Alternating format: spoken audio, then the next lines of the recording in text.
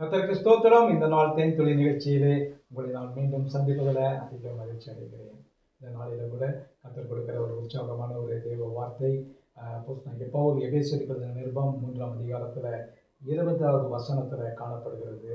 இது அப்போஸ்தலனாகிய பவுல் ஒரு ஜெபமாக அவர் செய்கிறார். முழங்கால் படியிட்டு அந்த எபேசு சபைக்காக அவர் ஜெபிக்கின்ற ஜெபத்தில் அந்த 20வது வசனம் 21வது வசனம் மிக முக்கியமான ஒரு வசனமாக இருக்கிறது.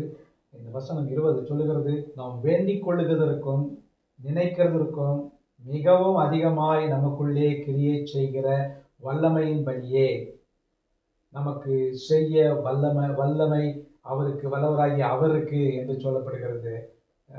இந்த வல்லமைங்கிற வார்த்தை அடிக்கடி வருகிறது. அது எப்படி என்று சொன்னால், கிரியை செய்கிற வல்லமையின்படியே நமக்கு செய்ய வல்லவராகிய அவருக்கு என்ன நடக்கணும் என்று சொன்னால், சபையிலே கிறிஸ்து இயேசுவின் மூலமாய் தலைமுறைக்கும் சதா காலங்களிலும் மகிமை உண்டாவதாக ஆமேன் என்று சொல்லப்பட்டிருக்கிறது. இதில் இந்த முதல் 20வது வசனத்தின் முன்பகுதியில் அதுதான் மிக முக்கியமான ஒரு வார்த்தை. நாம் நினைக்கிறதற்கும் எண்ணுகிறதற்கும் அதிகமாக நாம் என்னெல்லாம் நினைக்கிறோமோ, நமக்கு என்னென்ன காரியங்கள் நம்முடைய வாழ்க்கையில் திட்டமிட்டு இருக்கிறோமோ அவைகளெல்லாம் செய்ய வல்லவர் ஒருவர் உண்டு என்று சொன்னால் நம்முடைய ஆண்டவராகிய இயேசு கிறிஸ்து. அவர் உங்களுக்காக எனக்காக எல்லா காரியங்களிலும் நாம் அவரிடத்தில் கேட்டுக்கொள்ளும் பொழுது நமக்கு பரிந்து பேசுகிறார், நமக்காக வேண்டுதல் செய்கிறார், நம்முடைய எல்லா காரியங்களையும் கொடுக்கக்கூடியவராக இருக்கிறார். கேளுங்கள் அப்பொழுது உங்களுக்கு கொடுக்கப்படும் என்று சொன்னார். நாம் அவரிடத்தில் தைரியமாய் போய் கேட்க உதவி செய்ய வேண்டும்.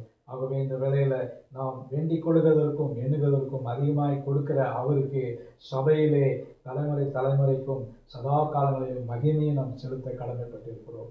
ஆகவே இந்த வார்த்தையின்படியாக நாம் இந்த நாளிலே அவரிடத்திலிருந்து நாம் நினைக்கிற எண்ணுகிற எல்லா காரியத்துக்கும் பதிலாக பெரிய காரியங்களை பெற்றுக்கொள்ள காத்திருப்போம்.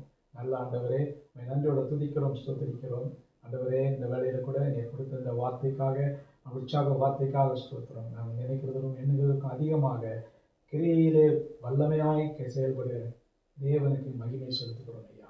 அப்படியாய் செய்யப்படுகிற வேளையில் அது எங்களுக்கு ஒரு ஆசீர்வாதமாக இருக்க கொண்டு செய்யுங்க. நீங்கள் நிச்சயமாய் எங்களுக்கு எல்லா காரியங்களுக்கும் செய்கிற தேவன் ஐயா, அதை செய்து முடிப்பீங்கன்னு நாம் விசுவாசிக்கிறோம். இயேசுவின் நாமத்தில் ஜெபிக்கிறேன் நல்ல பிதாவே, ஆமென் ஆமென். கர்த்தர் உங்களை ஆசீர்வதிப்பாராக.